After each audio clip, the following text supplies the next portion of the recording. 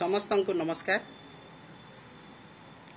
आज नुआपड़ा उपनिर्वाचन पाई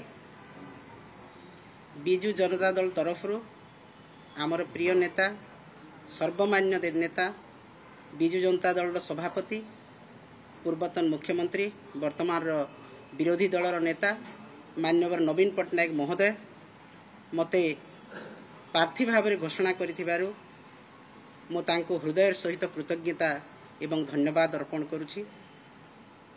मो कोटि कोटि प्रणाम जनाऊछि तांको जे से मो उपरे विश्वास एवं भरोसा कले। मो दल पई जो काम करिछि ओडिसा लोकों पई काम करिछि बिजु जनता दल रो कर्मकर्ता पई नुआपड़ारे मो 4 वर्ष रही ऑब्जर्वर भाव में काम करिछि।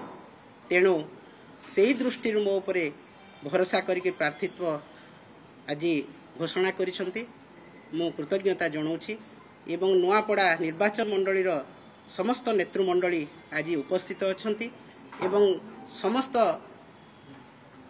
नुआपड़ा वासी को मो प्रणाम जनाऊछि। तांकर आशीर्वाद तांकर मो उपरे निहाती भाव में रहिबो एवं विपुल संख्यार विजयी करेबे।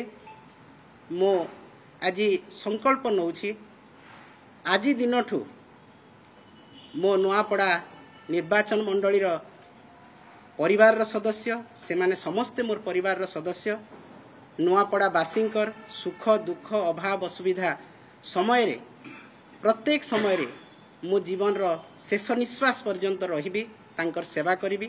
कारण मते मो नेता आज सेही निर्वाचन मंडली को समर्पी देइछंती मो तांकर सेवा करिबी जीवन रो शेष निश्वास पर्यंत एवं समस्त नुआपड़ा वासी को मो प्रणाम जनाऊछि तांकर आशीर्वाद भिक्षा करुछि एवं बिजु जनता दल रो समस्त कर्मकर्ता कठिन परिश्रम रे निश्चित भाव में बिजु जनता दल विजय हेबो।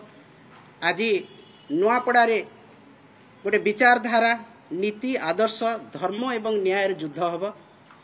ए निर्वाचन रे धर्म संस्थापन हेबो न्याय संस्थापन हेबो एवं जो माने नीति आदर्श बाहरे अधर्मर निर्वाचन लड़िबा को चाहुछंती नुआपड़ा बासी निश्चित भाव में तांको उचित जवाब देबे एवं ठिकना समय रे जवाब देबे। एहा ही आमे आशा विश्वास रखुछु।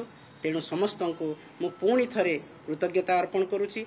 मोर नेता प्रिय नेता नवीन पट्टनायक महोदय को हृदय सहित कृतज्ञता जनाऊछि जे आज दल पई मते गोटे गुरु दायित्व देइछंती प्रार्थित्व करिसंती एवं निश्चित भाव में मु सेही दायित्व निर्वाह करने सहित दल प्रार्थी भाव में लोकंकर आस्था भाजन हेबी एवं दल को निश्चित भाव में विजय करने चेष्टा करी।